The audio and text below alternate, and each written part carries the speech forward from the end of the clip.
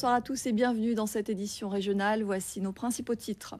La fermeture de la Maison du Bois à Pointe-Noire est fermée depuis le 31 décembre dernier. La CEMAG qui gérait le site a remis les clés faute de rentabilité.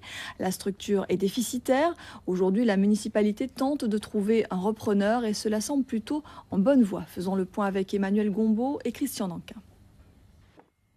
Et en effet, le conseil municipal de Pointe-Noire s'est réuni en début de soirée. Il vient d'adopter une délibération permettant au maire de signer un bail amphithéotique avec le futur repreneur, ce qui devrait faire évoluer la situation assez rapidement. Une affaire qui risque de faire grand bruit. Le tribunal administratif de Basse-Terre autorise Outre-mer Télécom à intenter une action en justice contre le conseil régional. Cette décision du 13 janvier dernier fait suite à un audit sur la gestion du câble sous-marin Internet installé entre la Guadeloupe et Porto Rico. En arrière-plan, il est aussi question d'une bataille commerciale entre fournisseurs d'accès à Internet. Pour y voir plus clair, nous accueillons sur ce plateau Eric Schimpfling. Bonsoir Eric. Bonsoir. Alors donc, Outre-mer Télécom va pouvoir se substituer au Conseil régional pour intenter une action en justice et non pas intenter une action contre le Conseil régional, comme je l'ai dit au début. Alors depuis, que s'est-il passé pour que l'on en arrive à cette décision de justice du tribunal administratif de Basse-Terre, Eric? Alors, notre département. Une affaire à suivre de près. Merci Eric Schimpfling. En bref, une adolescente de 15 ans a été violée en plein jour à Pointe-Noire la semaine dernière. Elle se rendait en cours dans son établissement scolaire lorsqu'elle a été agressée par un homme de 35 ans. L'auteur du viol est aujourd'hui sous les verrous. L'adolescence, elle, est hospitalisée au centre hospitalier de Basse-Terre. Si vous tenez à conserver vos allocations familiales, veillez bien à ce que votre enfant ne se montre pas trop souvent absent de ses cours. Le décret autorisant la suspension des allocations familiales pour absentéisme scolaire est entré en vigueur hier. Un décret plébiscité par les Français lors d'un récent sondage, mais qui ne fait pas toujours l'unanimité. Chez nous, même si les chiffres ne sont pas alarmants, certains établissements, à l'image du lycée professionnel Berthène-Juminaire au Lamentin, ont d'ores et déjà pris les devants. Le reportage de Yasmina Yakou et Rémi de France. Et on reparle ce soir de l'opération Entreprendre au lycée, lancée il y a maintenant 2 mois avec le concours du rectorat. Elle entame sa deuxième phase. 263 élèves issus des différents lycées du département ont fait acte de candidature au concours de la meilleure mini-entreprise.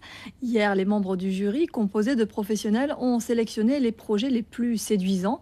Parmi eux, Tongika, une mini-entreprise créée par des élèves du lycée du Jardin d'Essai. Présentation avec ce reportage de Christelle Théophile et Ronnie Maletti. Le 29 décembre dernier, un nouveau décret sur l'aide au fret pour les entreprises ultramarines est entré en vigueur. Cette mesure phare permet aux entreprises de compenser les surcoûts liés à l'éloignement et leur offre l'occasion d'être plus compétitives. Les précisions de Ludivine Guillolet et Jean-Marie Mavounzi.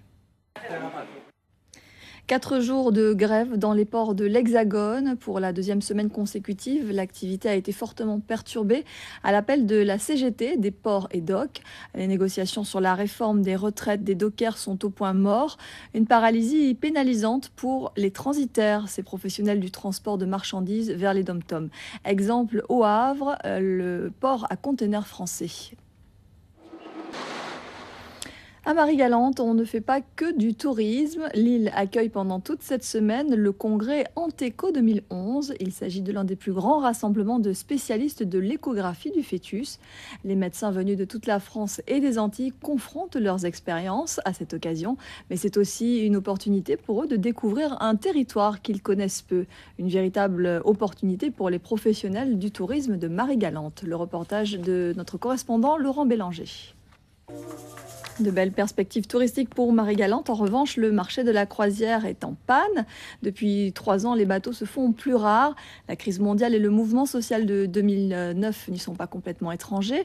Les professionnels feront cette année leur plus mauvais chiffre d'affaires selon les prévisions pour la saison qui a commencé en novembre dernier et qui s'achèvera au mois de mai prochain. Les explications de Bergette de Saint-Jacob et de Ludovic Guédu.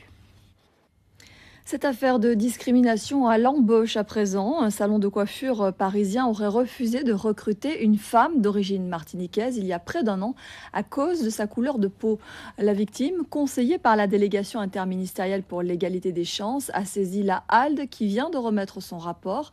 Les faits semblent avérés et la HALDE préconise une transaction pénale, une médiation refusée par Patrick Caram et la plaignante qui réclament, eux, la tenue d'un procès. Véronique Urtis-Béréa, Massimo Bulgarelli. Il y a un an, jour pour jour, les Martiniquais disaient oui à la collectivité unique. Le projet de loi sera examiné d'ici 2 jours par le Conseil des ministres. Cette assemblée devrait être mise en place avant décembre 2012 selon les volontés du chef de l'État. Souvenez-vous, le scrutin de 2010 était marqué par une faible participation des électeurs qui s'étaient déjà exprimés 15 jours auparavant contre le passage à l'article 74 de la Constitution. Retour sur ce vote avec Joseph Naudin de Martinique Première. En Haïti, un an après le séisme, la capitale, Port-au-Prince, offre toujours un spectacle de désolation. Les gravages jonchent les rues et les sinistrés toujours aussi nombreux dans les camps. Mais quelques lueurs d'espoir apparaissent, comme la construction de cette centrale électrique implantée dans le bidonville de Cité-Soleil. Elle permettra à près de 60% de la population de Port-au-Prince de recevoir du courant à des prix compétitifs. Nathalie William, Thierry Porchel, reportage. Une école de danse pour toutes les générations. Elle vient d'ouvrir ses portes au Lamentin et c'est l'association Secret d'antan présidée par Arthur Apatou, musicien de la compagnie créole, qui a fait naître ce projet. Dans cette école, il y en a pour tous les styles, danse latine, orientale, indienne, claquette, gros cas, quadrille, danse de salon, mais aussi dancehall et hip-hop. Patrice Gonfier et Ludovic Guédu nous présentent ce lieu. Voilà, et c'est la fin de cette édition. Merci à vous de nous avoir suivis. À 20h10, votre nouvelle série 55 degrés nord, 2 épisodes. Et puis à 21h55, votre magazine Archipel. L'info revient demain à 13h avec Laura Séné. Nous, on se retrouve à 19h30. Passez une très belle soirée sur Guadeloupe Première. Chez toi, tu sais que j'ai du bon compas. Mélanger, il faut braquer. Je veux faire la fête avec toi. Je t'invite à boire un chocolat. Tu sais que j'ai du bon compas. Mélanger, il faut braquer. Je veux faire la fête avec toi, chez moi ou chez toi. Hey, on va.